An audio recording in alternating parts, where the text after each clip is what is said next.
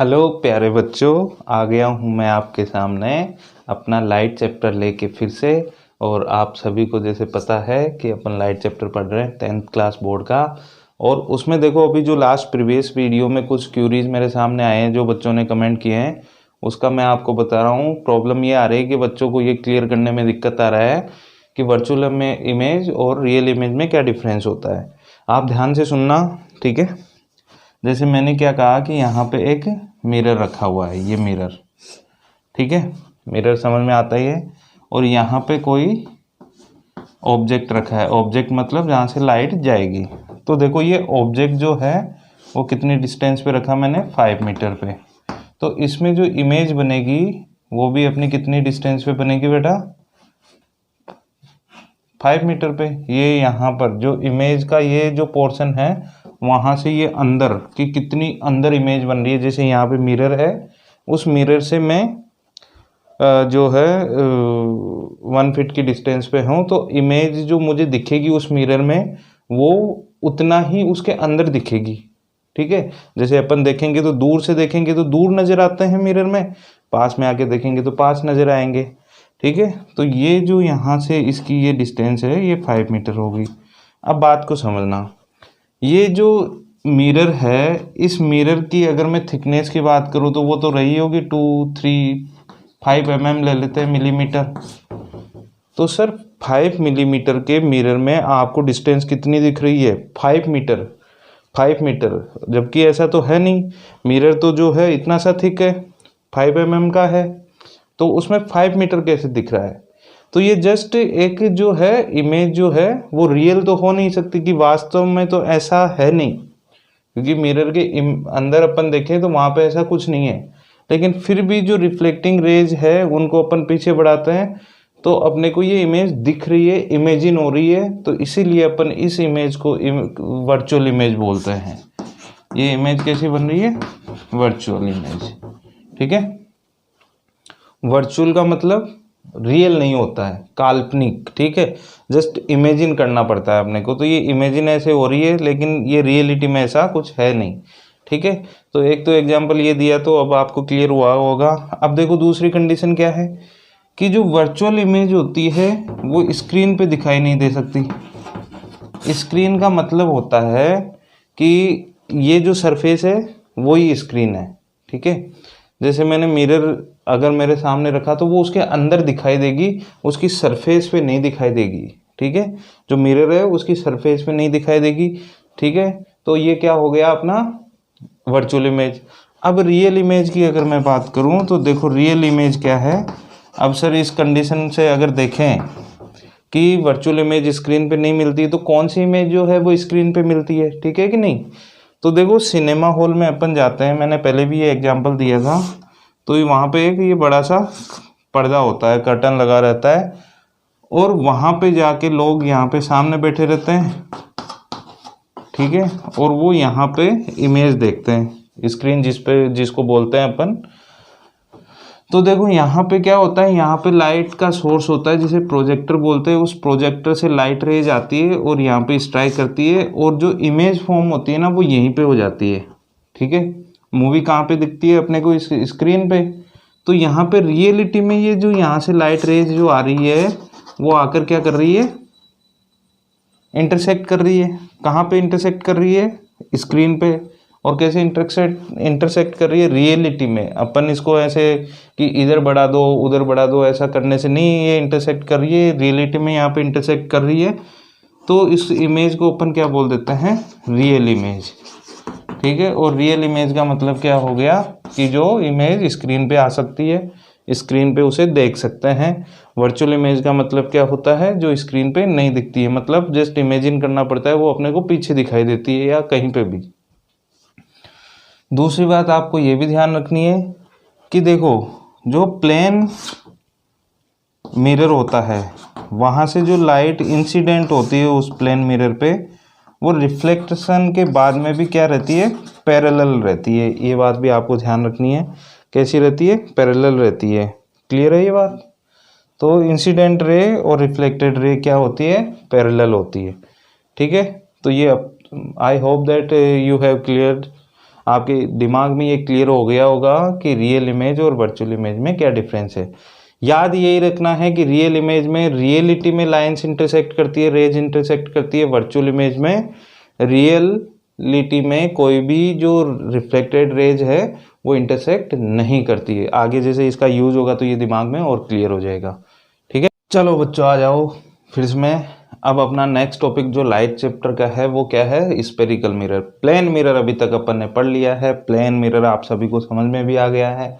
अब जो next topic है इस चैप्टर का वो क्या है अपना स्पेरिकल मिरर। और स्पेरिकल मिरर यहाँ पे बहुत ज़्यादा इंपॉर्टेंट है। देखो लेंस और स्पेरिकल मिरर ये इतने ज़्यादा इंपॉर्टेंट है कि यहाँ से हर साल आप भले आरबीएसई सीबीएसई कोई सा भी बोर्ड हो वहाँ पे यहाँ से क्वेश्चन पुटअप होता है और क्वेश्चन बहुत इजी होता है। देखो आप समझोगे तो क्वेश्चन बहुत इजी हो जाएगा, नहीं तो क्वेश्चन ऐसे ऐसे आते हैं कि यहाँ खेल नहीं है बच्चों का, तेल निकल जाता है अच्छे अच्छों का। ठीक है, तो स्पेरिकल मिरर अभी आपने पढ़ना है और ये बहुत ही ईजी है। देखो सबसे पहले अपन पता करेंगे कि स्पेरिकल मिरर होता क्या है। ठीक है, तो स्पेरिकल मिरर को समझने से पहले मैं आपको ये बताता हूँ कि देखो स्पेरिकल मतलब स्पेयर से रिलेटेड होगा ये कुछ ना कुछ ऐसा।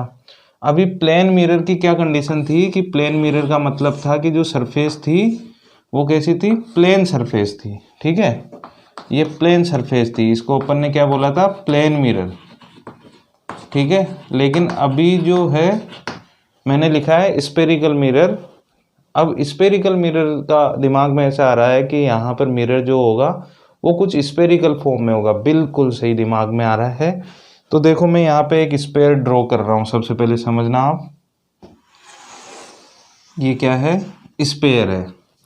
स्पेयर ये सर्किल नहीं है, ये क्या है, स्पेयर है। अब इस स्पेयर का कोई थोड़ा सा छोटा सा स्मॉल सा पोर्शन में यहाँ से कट कर लेता हूँ। ठीक है, इधर से कर लो या फिर इधर से कर लो। तो ये वाला पोर्शन मैंने कट कर लिया। अब ये जो पोर्शन है ये किस तरीके का पोर्शन है, ये देखो इस तरीके का पोर्शन दिखेगा अगर आप सामने से देखोगे तो कुछ ऐसा पोर्शन दिखेगा। ठीक है, मतलब कि अगर मैं समझूं तो ये एक स्पून टाइप में दिख रहा है। ठीक है, स्पून, स्पून समझ में आता है, चम्मच। तो ये वाला जो पोर्शन है ये कैसा है, ये ऐसा है, कर्व्ड है अंदर। और ये कौन सा है, ये इसका आउटर सरफेस है। ठीक है, क्लियर हो गई ये इतनी सी बात। ये कौन सी सरफेस, इनर सरफेस। और ये पीछे कौन सी हो गई, ये अगर देखें तो ये क्या हो गया अपना आउटर सरफेस। ठीक,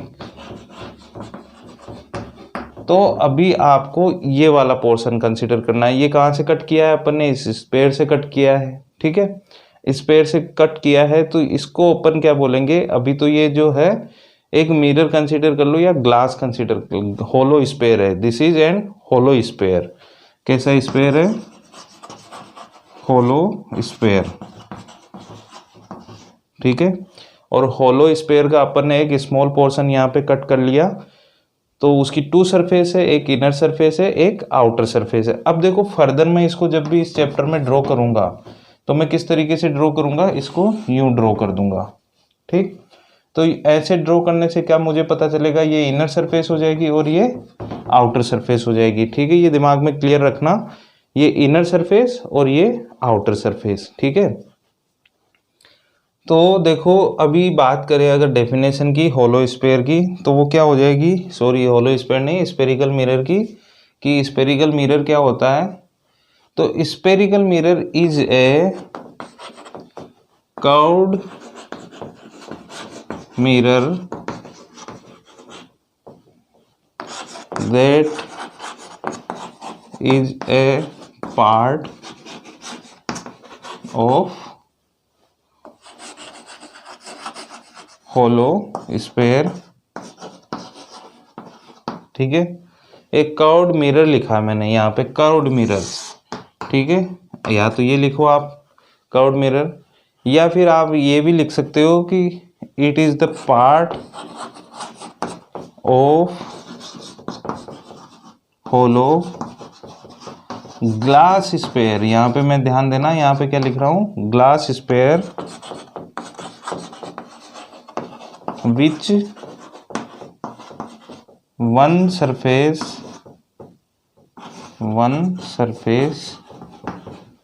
इज रिफ्लेक्टिंग, क्योंकि मिरर बनने के लिए तो आपको क्या करना पड़ेगा, एक सरफेस को रिफ्लेक्टिंग बनाना ही पड़ेगा। तो दोनों ही डेफिनेशन है, ये डेफिनेशन फर्स्ट है और ये डेफिनेशन क्या है, सेकंड है। ठीक है, ये डेफिनेशन फर्स्ट है और ये डेफिनेशन सेकंड है। तो यहाँ पे लिख सकते हो it is a curved mirror that is a part of hollow sphere. ठीक है, ये क्या है, कर्व्ड मिरर है जो किसका पार्ट है, इस होलो स्फीयर का पार्ट है। या फिर आप क्या लिख सकते हो, पार्ट ऑफ, यहाँ पे भी लिख देना it is a part of hollow glass sphere. ये ग्लास स्फीयर है, सिर्फ कांच है। ठीक है, इसको मिरर अभी नहीं बोल रहा हूँ क्योंकि इसकी वन सरफेस अभी पॉलिश नहीं करी, लेकिन डेफिनेशन क्या बन जाएगी, part of hollow glass sphere which one surface is reflecting, जिसकी एक सरफेस अपन ने क्या बना दी, रिफ्लेक्टिंग बना दी। ठीक है, तो ये चीज़ तो क्लियर हो गई होगी। इमेज फॉर्मेशन सीखने से पहले आपको कुछ टर्म्स यहाँ पे सीखनी है, terms related to spherical mirror. तो बात कर रहे हैं अपन यहाँ पे terms related to spherical mirror. ठीक है, कि इमेज अपन इजीली बना पाए उसके लिए अपने को कुछ बातें सीखनी है स्फेरिकल मिरर। और वो क्या क्या होती है, सबसे पहले अपन बात करते हैं सेंटर ऑफ कर्वेचर। ठीक है, फर्स्ट यहाँ पे टर्म जो है that is centre of curvature. तो सबसे पहले तो आपके दिमाग में आ गया होगा, इसको अपन बोलते हैं COC, सेंटर ऑफ कर्वेचर। ठीक है, कि कर्वेचर क्या है, सेंटर ऑफ कर्वेचर मतलब कर्वेचर क्या है। देखो, कर्वेचर आप दिमाग में याद रखें, जो होलो स्फीयर जो है जिसका पार्ट क्या है अपना, स्फेरिकल मिरर है। क्योंकि स्फेरिकल मिरर को अपन ने क्या किया था, एक होलो स्फीयर से कट किया था। तो जो कर्वेचर है, कर्वेचर का मतलब कर्व या जो है एक 3D टाइप में एक कर्व जो अपना मिरर बन रहा है वो एक कर्वेचर है, ये मान लो आप। ठीक है, तो वो या फिर अपन कहें कि जो होलो स्फीयर है वो कर्वेचर है, बात खत्म। होलो स्फीयर है वो क्या है अपना, कर्वेचर। तो अपन ने लिखा सेंटर ऑफ कर्वेचर। ठीक है, तो सबसे पहले आप देखो कि ये अपना क्या है, होलो स्फीयर है। ठीक है, और इसका इतना सा पोर्शन अपन ने क्या किया है, कट कर लिया। ठीक है, तो ये क्या बन जाएगा अपना, ये तो अपना मिरर बन गया। लेकिन ये पूरा जो है वो क्या है, एक होलो स्फीयर से कट किया हुआ था। ठीक है, केवल इतना सा जो है वो अपना मिरर है। ठीक है, लेकिन ये मिरर जिस होलो स्फीयर का पार्ट है, the mirror is the part of this hollow sphere. तो इस होलो स्फीयर का जो सेंटर है, the centre of the hollow sphere, the centre of the hollow sphere is the centre of curvature. ठीक है, या यूं भी बोलें कि the centre of the hollow sphere from that the mirror is cut out. ये mirror को आपने जिस होलो स्फीयर में से काट के निकाला है, उस होलो स्फीयर का जो सेंटर है वो क्या है, सेंटर ऑफ कर्वेचर। ठीक है, तो ये क्या हो जाएगा, सेंटर ऑफ कर्वेचर। तो मैं यहाँ पे इसको लिख देता हूँ COC। सेंटर ऑफ कर्वेचर क्या है, सेंटर ऑफ होलो स्फीयर है जिसमें से आपने क्या किया है, इस जो मिरर है उसको आपने काट करके निकाला है। ठीक है, दूसरी बात यहाँ पे अपने को पढ़नी है रेडियस ऑफ कर्वेचर। तो ये भी कोई टफ चीज़ नहीं है, radius of curvature, ROC, radius of curvature. तो ये तो कर्वेचर मतलब होलो स्फीयर। ठीक है, दिमाग में याद रखना, कर्वेचर मतलब होलो स्फीयर, तो उसका सेंटर हो गया सेंटर ऑफ कर्वेचर। दूसरी अपन बात कर रहे हैं रेडियस ऑफ कर्वेचर। तो रेडियस का मतलब कि जिस होलो स्फीयर में से आपने इस मिरर को काट के निकाला है, उस होलो स्फीयर का जो रेडियस है, ठीक है, उस होलो स्फीयर का जो रेडियस है वो क्या है, इसको मैं थोड़ा सा बड़ा ड्रॉ कर देता हूँ। ठीक है, इजीली विजिबल रहेगा आप लोगों के लिए। ठीक है, यस, वेरी गुड। ठीक है। तो ये तो क्या हो गया अपना मिरर हो जाएगा, और ये क्या हो जाएगा अपना कर्वेचर। तो सबसे पहले अपन ने सेंटर ऑफ कर्वेचर की बात कर ली, तो ये तो COC हो गया, ठीक है। फिर अपन दूसरी बात कर रहे हैं कि रेडियस ऑफ कर्वेचर। तो इस होलो स्फीयर का जो रेडियस होता है वो क्या होता है बेटा, रेडियस ऑफ कर्वेचर होता है R, ठीक है। इसके बाद में थर्ड अपन बात कर रहे हैं पोल। तो देखो पोल क्या होता है कि ये जो मिरर है, ये जो मिरर सिर्फ इतना सा पोर्शन है मिरर अपना, इस मिरर का जो सेंटर है, the centre of the spherical mirror, ध्यान से सुनना, the centre of the spherical mirror, इसी को अपन क्या बोल देते हैं बेटा, पोल। ये टर्म्स है, ये दिमाग में याद रखनी है। ये जब पता रहेगा, मैं बोलूँ पोल से लाइन ड्रॉ करो, तो आपको दिमाग में क्लियर हो जाना चाहिए कि सेंटर ऑफ मिरर से ड्रॉ करना है। अच्छा, रेडियस ऑफ कर्वेचर बताओ, तो आपके दिमाग में आना चाहिए कि जो स्फीयर है उसका रेडियस, ठीक है। तो ये क्या हो जाएगा अपना P मतलब पोल, ये हो गया अपना पोल, ठीक है। यहाँ तक क्लियर है। अब अगली बात है प्रिंसिपल एक्सिस, ठीक है, प्रिंसिपल एक्सिस। तो प्रिंसिपल एक्सिस क्या होती है, ये भी क्लियर हो जाएगा। देखो प्रिंसिपल एक्सिस क्या है कि सेंटर ऑफ कर्वेचर और पोल को अपन क्या कर रहे हैं, ज्वाइन कर रहे हैं। सेंटर ऑफ कर्वेचर और पोल को अपन ने क्या किया, ज्वाइन किया। तो ये क्या बन गई, रेडियस ऑफ कर्वेचर बन गई। मतलब ये तो रेडियस ऑफ कर्वेचर तो पोल तक लिमिटेड रह गई, ठीक है। लेकिन अगर मैं कहता हूँ कि यहाँ से एक सेंटर ऑफ कर्वेचर से पास होती हुई, या centre of curvature and pole से पास होती हुई कोई एक लाइन, तो ये लाइन तो ऐसे आगे तक जा सकती है, ठीक है। तो line passing through the pole and centre of curvature is known as principal axis. तो ये क्या है अपना प्रिंसिपल एक्सिस है, ठीक है। इजी है, समझ में आ गया होगा। अब अगली बात जो है वो इम्पोर्टेंट बात है, वो है प्रिंसिपल फोकल। प्रिंसिपल फोकल, ये जरूर ध्यान रखना, फोकल, ठीक है, and focal length.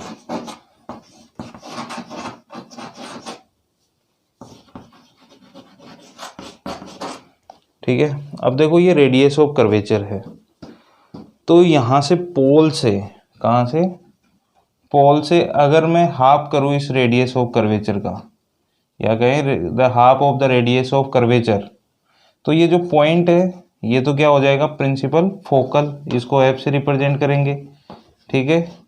Half of the radius of curvature क्या होता है, प्रिंसिपल फोकल। और इस पोल से ये जो डिस्टेंस होगी, जो किसके इक्वल होगी, R/2 के होगी, तो वो क्या हो जाएगा अपना फोकल लेंथ हो जाएगा, ठीक है। तो अगर यहाँ से मैं F की बात करता हूँ, तो F क्या हो जाएगा बच्चों, वो हो जाएगा R/2, ठीक है। तो ये कुछ टर्म्स है जो आपको पहले ध्यान रखनी है।